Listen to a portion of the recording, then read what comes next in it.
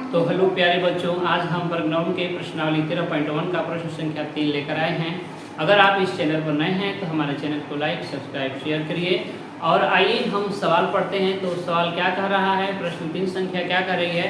तो ये कक्षा 9 का सवाल है। तो ये कक्षा 9 का सवाल क्या कह रहा है कि प्रश्न 3 किसी आयताकार हॉल के फर्श का, ये प्रश्न संख्या 3 कह रहा है कि किसी आयताकार हॉल के फर्श का जो परिमाप है 250 मीटर है, यदि 10 रुपये प्रति मीटर स्क्वायर की दर से चारों दीवार को पेंट कराने की जो लागत है 15,000 रुपया है, तो इस हॉल की ऊंचाई ज्ञात कीजिए। कह रहा है कि एक जो हॉल है उसका जो फर्श है उसका परिमाप 250 मीटर है और हॉल के फर्श का परिमाप कितना है 250 रुपया, 250 मीटर है, 250 मीटर है। तो उसको यदि 10 रुपये प्रति मीटर स्क्वायर की दर से उसके चारों दीवार पर पेंट कराने का खर्च 15,000 है, तो हॉल की ऊंचाई क्या होगा।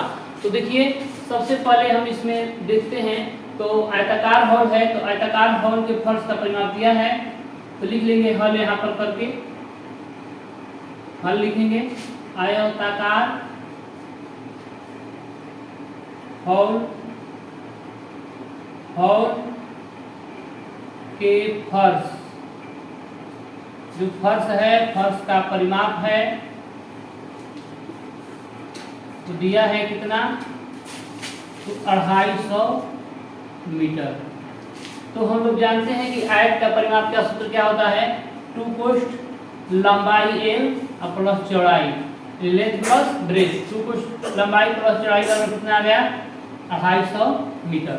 तो चूंकि उस आयताकार हॉल के फर्श का जो परिमाप था 250 मीटर दिया था, तो हम लोगों ने 250 मीटर लिख लिया है।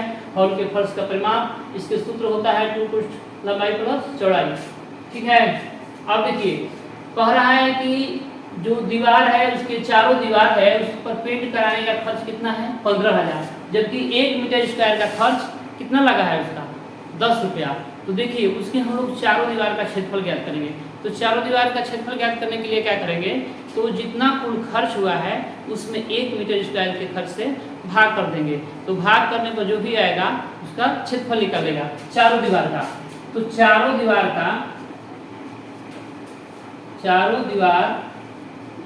का क्षेत्रफल बराबर होगा, देखिए पेंट कराने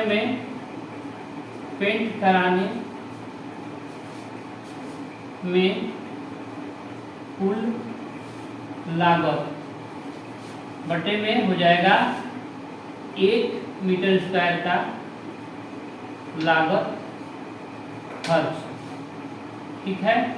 तो पेंट कराने में कुल कितना लगा है 15,000 रुपया लगा है, ठीक है। 15,000 लगा है, यहाँ पर देखिए 15,000 लिख देंगे, सॉरी यहाँ पर 15,000 लिख देंगे। तो कुल खर्च उसमें कितना लगा है 15,000 लगा है। हमारा कितना लगा है हम देख लेते हैं बुक में कितना दिया है, तो उसमें दिया है 15,000, तो 15,000 हमने लिख लिया, ठीक है। अब बटा में 1 मीटर स्क्वायर का खर्च है 10 रुपया। तो देखिए यहाँ 0 कटा दिए। तो चूंकि चारों दीवार, देखिए चारों दीवार घनाभ के आकार का होता है, तो घनाभ के चारों दीवार का क्षेत्रफल होता है 2 कोष्ठ लंबाई प्लस चौड़ाई, यानी लेंथ प्लस ब्रेथ गुणे ऊंचाई। और हमारा देखिए 2 कोष्ठ लेंथ प्लस ब्रेथ का मान कितना है 250 के बराबर है। देखिए यहाँ 250, तो 2 कोष्ठ लेंथ प्लस ब्रेथ की जगह पर क्या लिख देंगे हम लोग 250 लिख देंगे, गुणे h बराबर में कितना बच गया, कटाने के बाद 1500। तो देखिए 250 गुणा है तो इधर आ जाएगा, तो क्या हो जाएगा भागा में चला जाएगा, यानी कि 1500 बटा में 250, ये 0 कट गया और 25 छक्का 150, यानी कि हमारा ऊंचाई h जो हो 6 मीटर आ गया। तो देखिए हमने यहाँ पर कुछ किया नहीं है, केवल आयताकार हॉल के फर्श का परिमाप 250 मीटर दिया था। तो आयताकार हॉल के फर्श का परिमाप जो होता है 2 कोष्ठ लेंथ प्लस ब्रेथ होता है, यानी लंबाई प्लस चौड़ाई होता है। तो लंबाई प्लस चौड़ाई हमने लिख दिया है बराबर 250 मीटर। और देखिए चारों दीवार पर पेंट कराने का जो लागत खर्च था 15,000 रुपया था, तो इस हॉल की ऊंचाई हमने ज्ञात किया है। तो इस हॉल की ऊंचाई हमने कैसे ज्ञात किया है, तो देखिए चारों दीवार का क्षेत्रफल बराबर पेंट कराने में कुल लागत खर्च बटा में 1 मीटर स्क्वायर का लागत खर्च हमने भाग दिया है। तो उसका क्या निकला है, उसका चारों दीवार का क्षेत्रफल निकलना है। तो चूंकि चारों दीवार जो होता है घनाभ के आकार के होता है, तो घनाभाकार चारों दीवार के क्षेत्रफल हो तो उसका जो फॉर्मूला होता है 2 cos लंबाई प्लस चौड़ाई, यानी उसका वो वक्र पृष्ठीय क्षेत्रफल होता है, तो ये पार्श्व पृष्ठीय क्षेत्रफल होता है। तो 2 cos length plus breadth into height, यानी लंबाई प्लस चौड़ाई में ऊंचाई। तो चूंकि 2 cos लंबाई प्लस चौड़ाई का जो वैल्यू है 250 के बराबर है, तो यहाँ हमने 250 रख दिया है गुणे h, और ये गुणा है तो भागा में हमारा कट के 6 मीटर आ गया। इस प्रकार के वीडियो देखने के लिए हमारे चैनल पर आइए और लाइक सब्सक्राइब जरूर कीजिए। वीडियो देखने के लिए बहुत बहुत